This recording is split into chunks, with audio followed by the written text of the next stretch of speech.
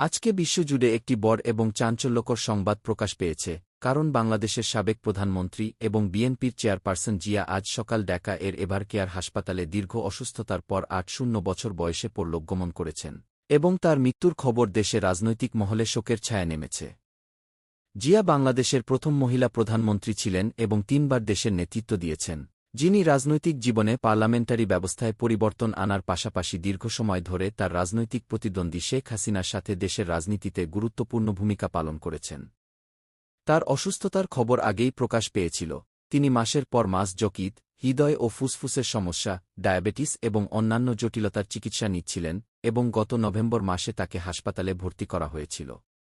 মৃত্যুর পর দেশব্যাপী রাজনৈতিক দলের নেতৃবৃন্দ ও সাধারণ জনগণের মধ্যে শোকের আবহ তৈরি হয়েছে, এবং তার অবদানকে স্মরণ করে শেখ হাসিনা সহ সকল রাজনৈতিক নেতা শোক প্রকাশ করেছেন।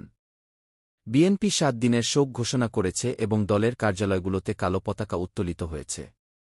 জিয়ার জীবন ও রাজনৈতিক সংগ্রাম আজও লক্ষ লক্ষ মানুষের জন্য অনুপ্রেরণার উৎস, এবং তার মৃত্যু বাংলাদেশের রাজনীতিতে একটি বড় শূন্যতা সৃষ্টি করেছে।